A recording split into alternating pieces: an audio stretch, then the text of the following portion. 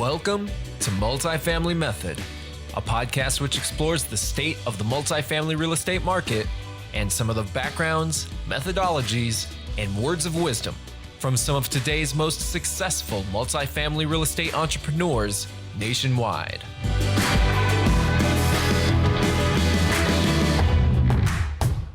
Welcome to the Multifamily Method, a podcast that explores the state of the multifamily real estate market and some of the backgrounds, methodologies, and words of wisdom from some of today's most successful multifamily real estate entrepreneurs.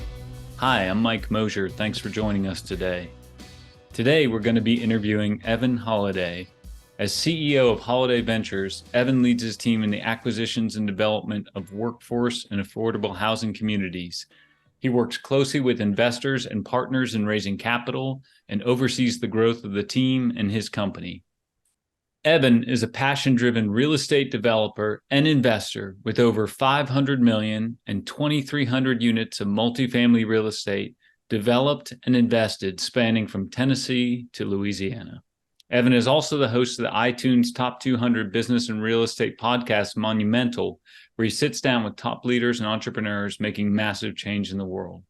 Evan, thanks so much for joining us today on the Multifamily Method podcast. I believe you're the first affordable housing developer we've had on the podcast. So I think this is going to be an interesting conversation, a little bit different take on the multifamily market and a huge unmet need, right? I think everyone agrees affordable housing is a huge need across the country. Unfortunately, no one seems to agree exactly on how to solve that problem. So I'd love to get your perspective from the ground, working on deals. What's working for you? What's not? But let's start with lighter fare. We chatted a little bit offline, and I learned that you've also done a podcast. So give me some best practices. You've done 200 episodes. You've done more than me. I just stand in front of a mic and ask people questions. So I don't know what I'm doing. So give us some tips on how to do a good podcast. Yeah, let's do it. Well, first off, thank you for having me, Mike. Excited to be here and excited to talk about affordable and podcasting and multifamily investing and everything in between. So within podcasting, so our podcast is called Monumental. We focused on both real estate investing, entrepreneurship, and really making monumental change in the world. We did over 200 episodes and really had a blast doing it. Part of the reason why I started it was because I wanted to learn from the best of the best, and I wanted an excuse to have those conversations without, and break through that barrier of, people that were 5, 10, 20 steps ahead of me and figuring out how to actually get them to sit down with me for an hour for free. And it honestly worked better than I thought it did, or thought it would. I had no idea how it would go, but I had this venture capitalist come to it was a startup weekend at the time. It was in Louisville where I lived at the time. And I told my girlfriend at the time, I was like, you know what, I'm going to tell him I have a podcast. And I've always been thinking about, I want to do a podcast, but I just want to pick this guy's brain for an hour and I want him to be cool with that. And I want to, get to know him as a person and I want to connect with him, but I don't know why he would want to do that with me unless I have a platform. And so I'd seen other people be successful at it. I was like, let me shoot my shot. And I literally had no podcast, nothing worked out ever, no framework or anything. And I was like, I got a podcast. I'd love to have you on. He's like, yeah, sure. Here's my cell phone. I was like, whoa, that worked. I guess we got to make a podcast now. And that was the start of it. And then we really, we recorded 10 episodes. I tried to get, the best of the best in my network or people just outside of my network, one-off, referrals, and recorded those first 10 episodes and then realized I was like, oh, we can really use this as a platform to grow my personal brand. Mm-hmm. I was actually working for another development company at the time, but I knew I'd always wanted to do my own thing. Mm-hmm. And so this was my opportunity to build my brand, build my network, build my authority in the space of real estate investing and purposeful work and monumental work. And that's really kind of how it started. And we just became very intentional about it. We had our Dream 100 list of our top 100 guests. We had them sorted from A's, B's, and C's. And we were trying to, wow, in terms of us able to reach out and be able to achieve those guests. We started with the C's. By no means were they like bad guests. They were great guests. They were just more achievable guests. So we started with the C's, and then I started working my way through there and then gained some credibility, and then got our way into the B's. And then we really just started messaging anybody we could that I thought would be super amazing, interesting story, positive message. And we've had on like billionaires, we've had on investors that have done tens of thousands of units. We had on New York Times best-selling authors. It really just opened my eyes. Like, I didn't realize that was possible at all. It also got me better at public speaking and just comfortable speaking my mind and, conversing in front of a camera and in front of a mic and just being more comfortable there. But I think all of that really, really helped me launch our company, Holiday Ventures, about 4 years ago, and gave us the platform and the network, and also people that wanted to invest in our projects. Mm-hmm. The first time I did a capital call or a capital raise for Holiday Ventures, I had no idea how I was going to go because I'd never done that without the backing of a big company behind me. And I was nervous as hell. I was like about to press the email. I was like, man, I hope like somebody responds to this email. And we ended up raising like $1 million in the first 24 hours. And I was like, oh, whew.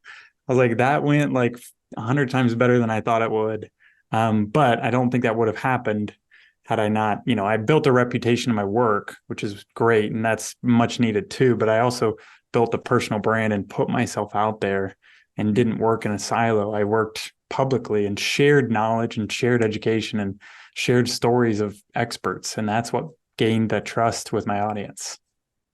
Wow, that's awesome. And I think that leads very organically to where we want to go, which is the starting of your firm, Evan. And tell us the story. So it sounds like you were in Louisville at the time. You mentioned right. Then girlfriend. Am I to assume that's now your wife? Is that accurate?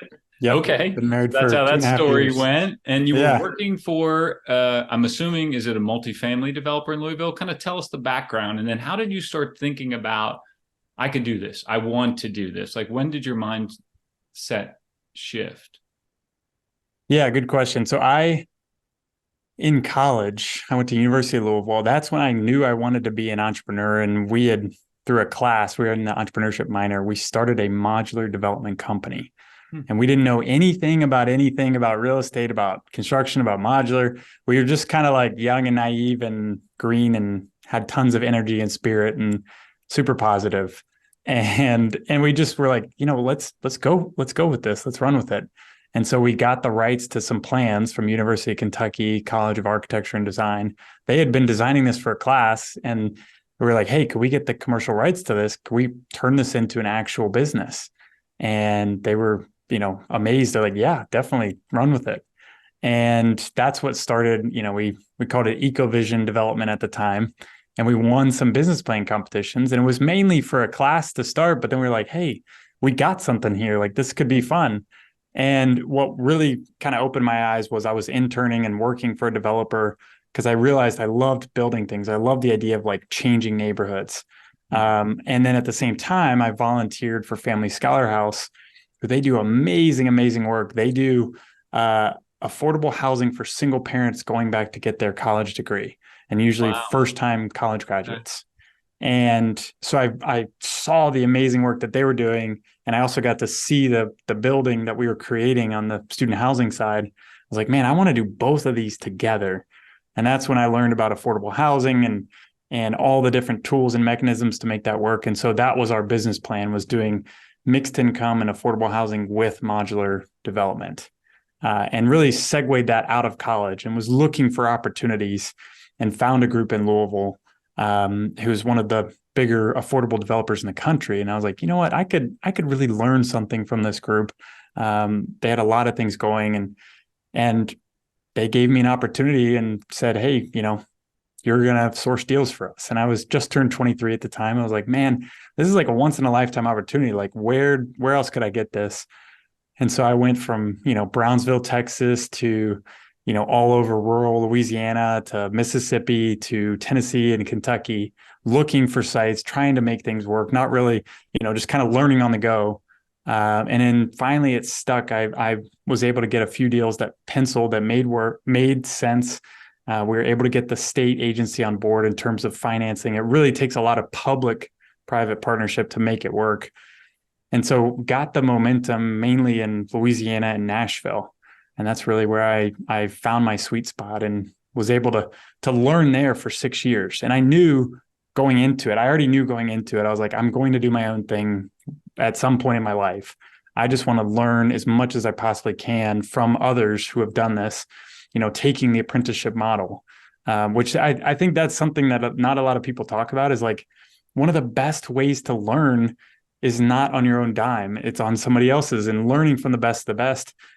And my mentors there told me, they're like, hey, we've made tens of millions of dollars worth of mistakes. You should learn from our mistakes so you make, single millions of dollars worth of mistakes. Mm-hmm. And that's the mindset I've been taking ever since, is like, how can I learn from others who have already messed up or screwed up or learned their lesson? And how can I take that wisdom and impart that into my deals and the work I'm doing? And, I was 25 when we closed our first deal. And something that I took from sourcing the land to getting it funded, permitted. And that's an opportunity I never would have had on my own. Probably would have taken me 2 or 3 times as long. And it would have been maybe, a third of the size of the deal. It was a 192 unit deal in Baton Rouge. That was 1, 2, and 3 bedrooms, and all affordable throughout. And that was really the golden opportunity for me to be able to learn from them and grow with them, and have that exposure at a young age. And then eventually I realized, I was like, you know what? I'm doing all the work. At some point I knew, I was like, I'm taking this thing from A to Z. I already know when I ask feedback from my leaders, I know what they're going to say. And I had always had that itch to do my own thing. And I knew that we could do it our own way. And I thought we could do it even better. And I think every great entrepreneur thinks that way. They have to have that belief in themselves. But that's ultimately what I was like, you know what, this is the point where I need to put my neck out there, and I need to put it all on the line, more or less, and take that risk and do it myself. I'd always wanted to. I will tell you though, is like the hardest thing. You like I started the LLC, and then it still took me a year to actually leave the company, because I was like, I just can't take that step. I knew I wanted to, but it is amazing. But I hired a coach, and that coach, his name's Trevor McGregor. He's a rock star. And I saw a bunch of my friends in the multifamily space, entrepreneurs in the space, just crushing it. And I was like, all right, what do all of them have in common? They all have Trevor in their corner, helping them, supporting them, keeping them accountable, and giving them, the feedback and advice that they need to push themselves to get uncomfortable and get outside of their comfort zone and get to where they want to be, but they aren't yet. And that, he really held me accountable. He said, all right, when do you want to leave? I said, a date 6 months from now. And he's like, all right, let's write it down, and let's write down the 3 things that need to happen for you to feel comfortable to leave by that date. And I ended up leaving like 5 months and a week from that date. So it worked. I mean, it's amazing. It finally held me accountable. And that was a little over 4 years ago today. No, that's awesome. So much to unpack there. Yeah, I heard from an old business coach, the difference between a dream and a goal is that you write a goal down, right? Just like Trevor said to you. So I did want to circle back. I think you did something really smart, Evan, which is you looked for knowledge via apprenticeship. And that's really something that we've lost in our modern culture. And quite frankly, it's been part of the human experience for millennia prior to recent history, right?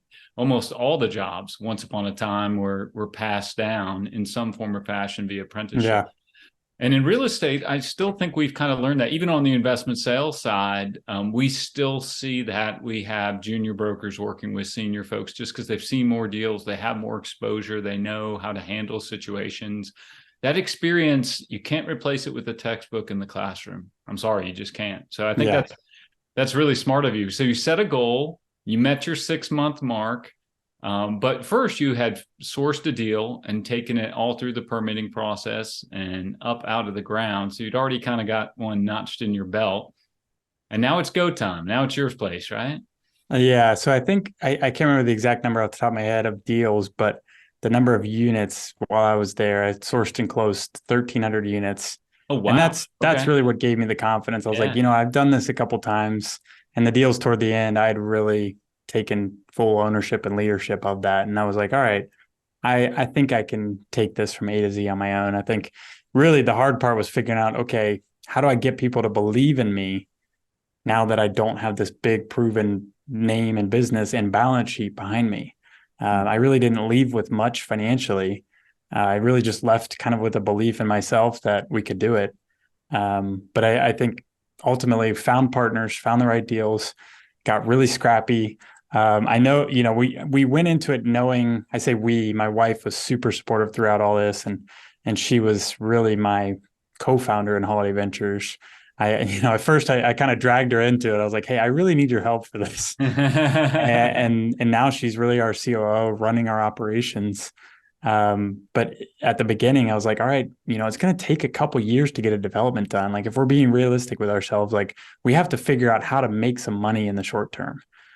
So at the beginning, we were just like, all right, what kind of deals can make financial sense and make us a return in 6 months or less? And real estate, as you know, there's not too many of those deals out there. No. So we got into interesting forays. So I started coaching other people in multifamily investing and mindset, and that really helped. And I really enjoyed it too. And then we started getting into land entitlement because we realized we're like, hey, we can add some value to some land that we can then pass off to somebody else and basically be able to make a markup for the work that we've done to add that value. That helped tremendously. And then we were able to flip some of that land. And then we got into a little bit of apartment syndication as well, buying existing value add and syndicating that with our investor partners. And that's really what, kept the doors open those first 2 years until we were finally able to, secure and close our first development. Yeah. So you were just keeping the lights on, you were flipping land deals, you were coaching people, you were doing value add acquisitions, just stuff to keep money coming in the door. So tell me a little bit about that first deal. Like, where was it? How did you source it? And where's it at today? Yeah. So, it's funny. Our partners have all said on this first deal, they're like, man, you really didn't start small. You kind of like, you're supposed to start with like singles, and you like went out with a grand slam. So this first deal, it was brought to us actually right as soon as we left. Like, it's weird. It's like, I don't know what you want to call it, but it felt just like the universe had my back and was saying, hey, you're going out on your own. You're taking a big risk. Here's an opportunity. Like, see what you can do with it. And I had somebody reach out to me because they'd seen my podcast, and they said, hey, we're market rate developers. We're here in the Nashville market. We want to get into affordable. We have this opportunity to partner with a nonprofit, but we don't do affordable. Would you be interested in looking at this opportunity together? And that's when, that's really when it started, having those initial conversations with the nonprofit partner. It took us about 2 years to get that fully entitled, financed, closed, all in the middle of COVID. But that was our first opportunity. So that was a partnership with a nonprofit called Samaritan Recovery Community here in Nashville.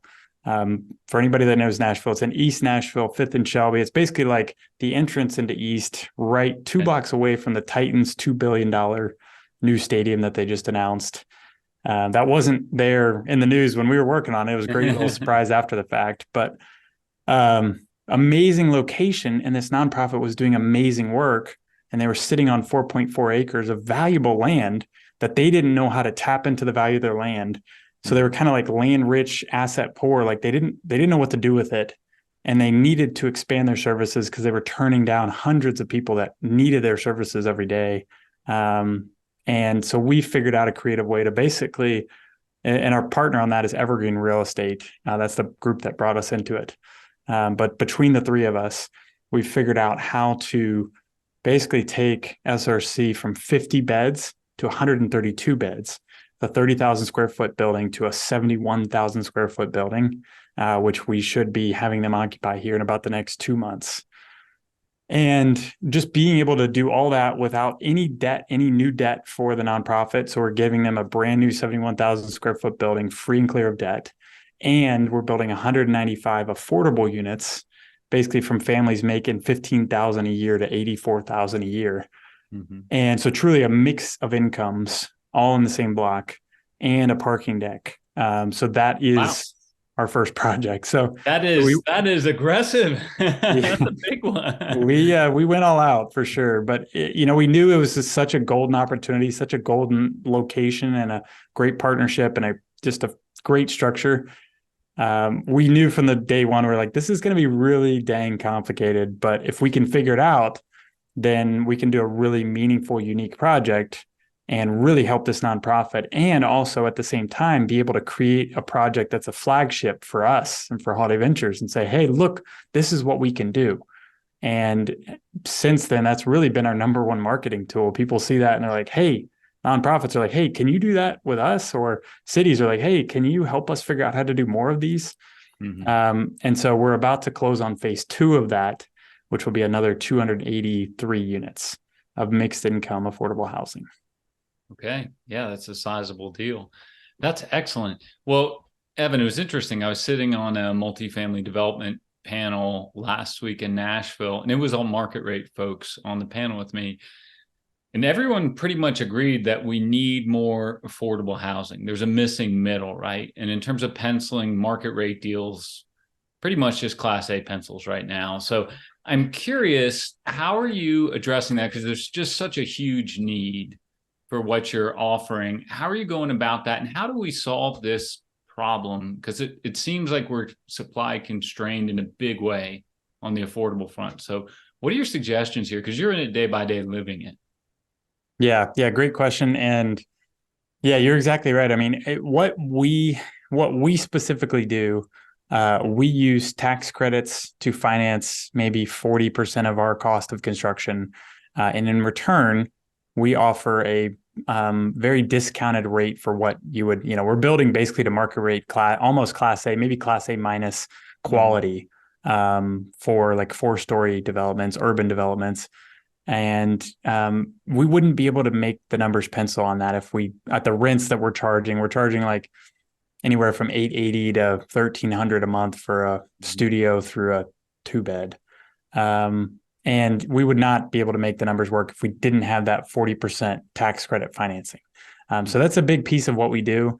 But then we layer that on top with, because sometimes that's actually not enough, surprisingly, to still make the numbers work. So we then layer that on with tax abatements from the local government, grants or other funds, or different creative funding sources. That's really what we are best at, is figuring out creative ways to finance creative and affordably priced housing developments.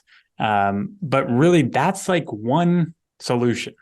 There's really, 500 solutions, but I think the biggest ones are like, how do we solve affordable housing? I think it's incentivizing more of that type of development, giving more funding from the city, the county, the state, and the federal level. There's actually a big bipartisan push right now. I'm actually headed to DC. It's middle of October. I'm heading to DC in 2 weeks to basically help lobby for more tax credits and more funding for affordable housing. And both sides of the aisle love this idea, and they're all supporting and co-signing this bill. But that's one way, is basically just increasing the amount of funding so there's more incentive and more tools to be able to finance the development. But there's also simpler, actually probably cheaper ways for cities and states to do this. And that's really taking a good hard look at our codes and our zoning. Right. That's like, if you think about, there's a great book, I cannot remember the name of it. I'll think of it, but it basically just talks about, like, if you think about zoning has the power to unlock billions or hundreds of billions of dollars worth of value in land. Like, we're basically stunting the value of our land by putting certain zoning codes on it.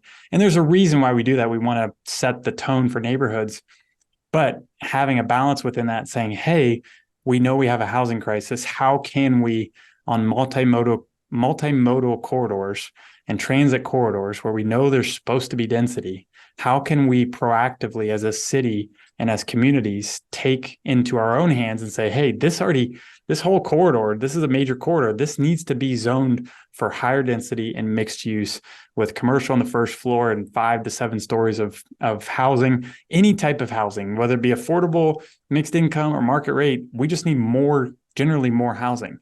And also looking at parking. That's another thing too, I talk about all the time. Nashville just in their urban services district just did away with all parking minimums. Wow. Which is huge. I mean, people don't realize. Big deal in a lot of cities. Exactly. Like on the development side, like one of the first things we look at is like how much units can we fit on in relation to how much parking we have to put on the site. Like that's one of the first things we look at because parking is such a hindrance, and it's basically it costs us on a parking deck side, it can cost 20 to 25 grand a spot. On a surface parking side, it's harder to put in to quantify that number, but basically you're just giving up more space that could be residential units. And so that's the rub where we look at sites where like, well, this doesn't work because we can't get enough parking to get enough units that we need to make the financing work. So now we're looking at one currently we're going to close in the next few months that we're doing 0.75 spaces per unit, where normally previously a year ago, we would have had to do almost double that amount of parking. So the units that we were able to get on a much smaller site make our financing work. So it allows us to tap into smaller sites and more urban infill sites that make more sense to where affordable should be. And so I think thinking creatively about solutions that don't have to do with just funding and financing, I think that's a big piece of it. But I think also looking at zoning, upzoning corridors, putting it along transit corridors, doing away with parking minimums, also accessory dwelling units. Like I don't have anything to do with that, but I think that's a great idea. Why don't we have the ability? A lot of cities are started to do this across the country. Yeah. And I think a lot of the West Coast is just entire states have done it where they say, hey, like we need more housing units. Why don't all these people have big backyards. Why don't we just let them put a unit or two in their backyard and rent it out to somebody and make some extra income so that they can actually afford the mortgage that's probably overpriced for their house anyways. So there's a lot of creative solutions. I think we just have to look holistically from a city, county, state, like every single government level has to be willing to come to the table to help the solution. Yeah, I mean, that's such an interesting perspective because you brought up a couple things besides just the capital stack that are really important. One is governance. The other one is really kind of public opinion and willpower, right? Yeah. And I was tying together what you were talking about the parking. If you're doing these urban infill sites along transportation nodes in serious centers, why would you need the parking, right? You've got the public transit right outside your front door. I mean, that's pretty intuitive. It doesn't take a rocket science degree to figure that out. That's very interesting. Well, I'm glad to hear as well in Washington that we've got bipartisan support on something because that's. We'll just see if it actually gets done, though. Let's see. They can all co-sign the bill, but the bill has to be passed. Okay. So you talked about on some of your projects, you get creative with the tax credit piece. Sometimes you have additional grants and pieces like that. Do you ever use, for example, for the senior note, a HUD program, a local bank? Do you get bonds from the city? Is it just deal and market dependent? How do you structure that? Yeah, it's definitely deal market dependent. But really we do whatever's best for the deal. The majority of our deals are 4% tax credit finance, which require tax exempt bonds, which does help our permanent debt financing because we can basically use tax exempt funding. So we get usually about 100 basis points, sometimes lower financing costs, interest rates than a market rate deal or a market rate loan, a taxable loan. So that's helpful. But typically on the affordable side, most of our financing, there's kind of like a niche of lenders that focus on affordable. And typically our terms right now are like 40-year amortization. Any affordable financing, we have to be at least the affordable compliance period, which is 15 years. Mm-hmm. So we're locking in, our construction loan of 3 years and then our permanent loan of 15 years. So we're locking in 18 years of financing on the front end of our projects. which is helpful, especially, I guess it's a double-edged sword. It feels like in today's market, we get to, forego some of the volatility, but just within the last 90 days, we're like, man, did we really want to rate lock at today's rates? It's definitely getting more painful, but we use all different types of tools. We use local financing, local bank financing, if they can handle the size of our loans. We've used some Amazon Housing Equity Fund financing. We were the first private developer to partner with Amazon here in Nashville. They lent us just under $32 million. I didn't even know they had this fund available. So tell us a little bit about what Amazon's doing in the space. Yeah. So a year and a half ago, maybe 2 years ago, Amazon announced, they said, hey, we want to do something about the affordable housing crisis, and we want to focus our money and our intentions on our 3 markets, our core office markets. So Seattle Metro, right outside of DC. Arlington, right? Isn't it? Arlington. Yeah. And Nashville. So they said, we're going to put out $2 billion of basically low interest capital in a second position, non-recourse, at just well below market terms. And in return, they're going to basically buy additional affordability. So we typically agree to 30 years of affordability on our developments in return for the tax credits and other financing. So they wanted to say, hey, we want to go above and beyond 30. And so ultimately, though, we were able to work with them. As soon as they did the PR release, I was like, all right, put that on the wall. We are going to do everything in our power to get to know Amazon and for them to get to know us and for them to like us, trust us, build a relationship with us. Because I saw this as a golden opportunity and a limited time opportunity. I said, this isn't going to be around forever. And usually, great things like this only, people are going to pounce on this. So we really started reaching out to Amazon right away. And ultimately, they were still figuring out how to put together their program. So we even just kind of gave them feedback of here's what we think, here's how we would finance this, here's how we would set this up. And so that's how we were able to get the first development done with them here in Nashville. And it was a game changer for that development. We did 311 units, 1, 2, and 3 bedrooms, along with 11,000 square feet of first floor retail. Really, really amazing development. The clubhouse for that development is 100% powered by solar renewable power. Oh, wow. So really, really excited about that too.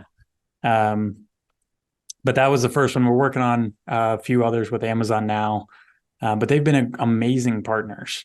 And so that's one example of, getting creative, and it ultimately helped us cover, I think, it was the middle of 21, 22 when we were pricing construction on that one. And we went up like $9 million on our budget. Just because everybody's like, well, we're holding the pricing for the next, 48 hours. Yeah, that's we heard that across the board from developers. Those 90-day guarantees shrunk very quickly. Yeah, exactly. So, labor materials were going up for sure every day. So that Amazon funds really helped offset a lot of those overages, and ultimately helped us get the deal done. Now we're working on turning over our first few buildings on that one. That's super exciting. I'm curious, the development conference I was at last week said that the GMPs seem to be a little more traditional in terms of 60, 90 days out at this point. Like maybe the material and labor markets have stabilized a little bit. That's what I heard from market rate folks. I don't know what you're seeing on your side. Does that coincide with your experience as well? Yeah, I had a meeting with one of the principals of one of our GCs just recently, and he said something very similar. He said they're repricing projects from a year ago, and pricing generally is trending downward, actually. Not in great strides or anything, but he said somewhere in the 3 to 5% range.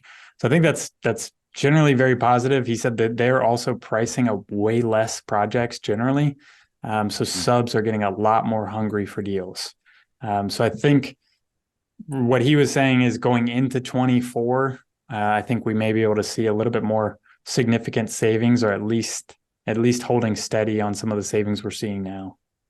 Okay.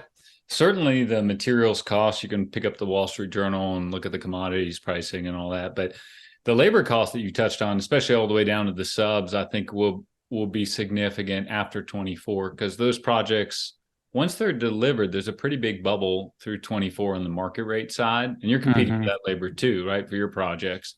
After that, what we're hearing right now is about 80-90% of projects are just by the wayside because of the financing. Yeah. Capital markets right now have killed a lot. So I do think you'll see significant changes to the labor market in 2025 in multifamily construction. If I had to bet, we'll see. And that was the consensus on the development panel as well. Yeah. Yeah, I completely agree. I mean, we're telling our development team, like, don't even look at a deal if it doesn't look damn good at today's rates and today's equity. And so we're basically trying to pencil at, you know, we have a little bit discount on the financing, like I mentioned earlier, on the affordable side, but we're looking at like north of 7% on interest rates, and our tax credit equity pricing, which is important to us. We're looking at like 80 cents and less on that, on the dollar per tax credit equity. So those are pretty high on the interest rate, very low on the equity. Right.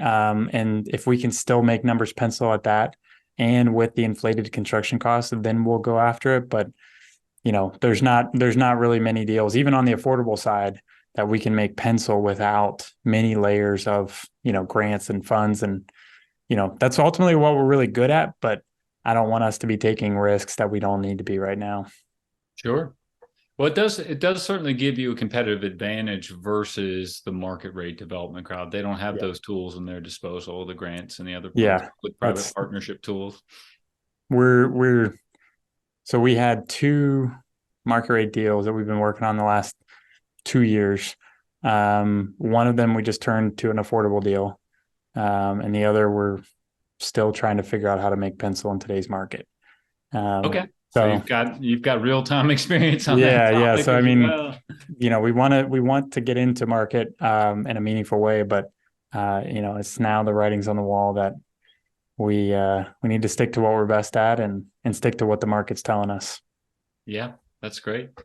So what are your plans for the future? You've scaled your business up very effectively over the last several years. You've done a bunch of projects. From looking at your website, looks like primarily in the Southeast. Is that accurate? Mm-hmm. What are your plans going forward? Where do you want to take this thing, Evan? Yeah, good question.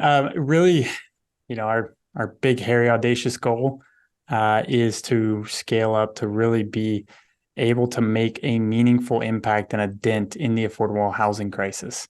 And so we try to put a number on that so it's, you know, achievable. And that number for us is 100,000 units of affordable or workforce housing, either owned or developed. And so that's our BHAG. And really, we plan on getting there by being creative, by doing meaningful work and working with great partners. And also ultimately, like, you know, we're not there yet, but one thing I really want to get into is figuring out how do we do housing differently. You know, you've seen a lot of the Icon 3D printing lately has been all over the news and 60 Minutes lately. And I think, I don't think the price point really works yet for you to build affordable in that sense. But I think that's the start of a revolution of home and residential and really just generally commercial construction.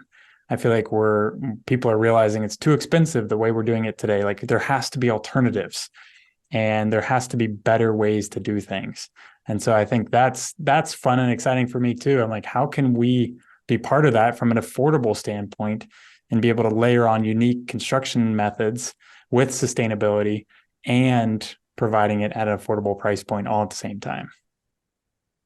Well, that's an interesting point. You mentioned the modular piece earlier. So I do want to spend a few moments and talk about kind of construction methodology and how we can improve as a society, because quite frankly, we still throw up residential buildings like they did in World War II. I mean, fundamentally, it had maybe little things have changed, but the process is about the same. Yeah. So what do you think is coming there? Are we going to have 3D printers roll out and start doing people's houses? Are you doing any kind of modular work with some of those companies where you're kind of building Lego sets, for lack of a better term? And what do you see in there, and where do you see it going? Yeah, I think we're looking at modular in some sense of, modular walls and different things, not complete modular components of buildings.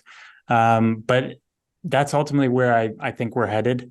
Another one of our goals is to at least have one of our developments be net zero multifamily affordable development.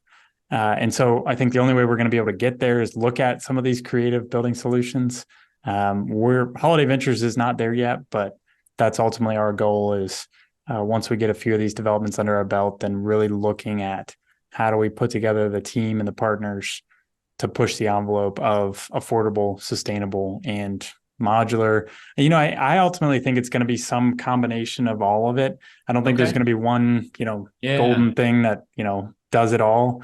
I think there's going to be some 3D printed, there's going to be some modular, there's going to be some mass timber, and there's probably going to be a fourth thing that we just don't even know about yet. Maybe all in the same project. Exactly. I don't know. You just never know. Or maybe Elon's robots are going to come in and just build houses for us. That's great. I mean, I hear two really strong themes, which you should be very proud of. One is making a difference in affordable housing, which is just a huge need all over America. And the other one is really being green, being conscious of the environment. Both those things are things to be very proud of. And you certainly seem like a very mission-driven company to me, without a doubt.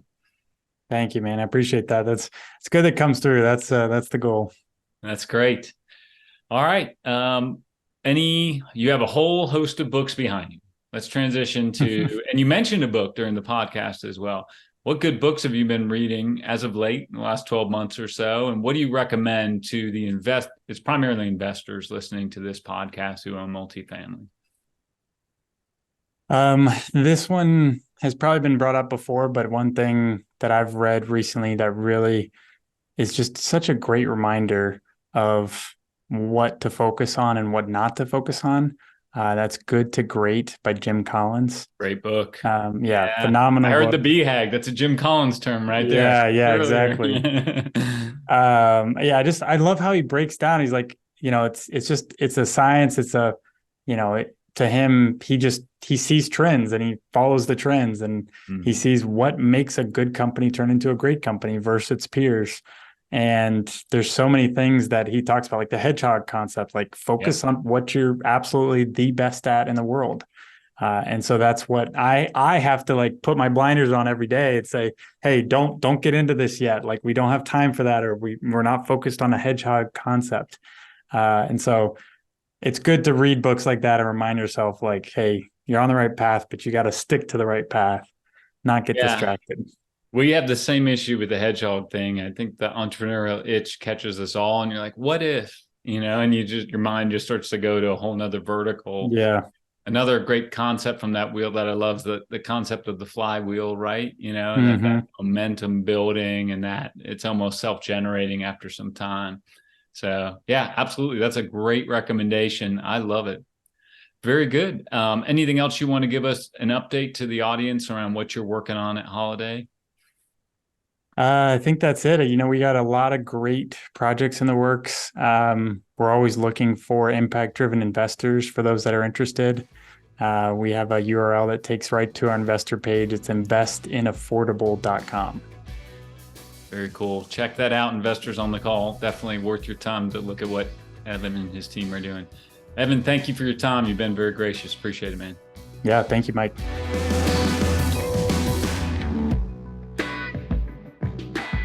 Thank you for listening to Multifamily Method.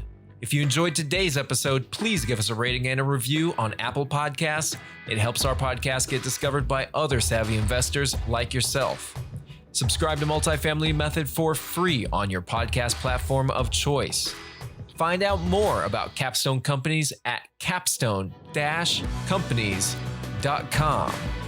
Multifamily Method is executive produced by Capstone Companies. Audio production for the podcast provided by Andy Go of Gojo Studios, and video production by Yash Mistry of Mystery Projects.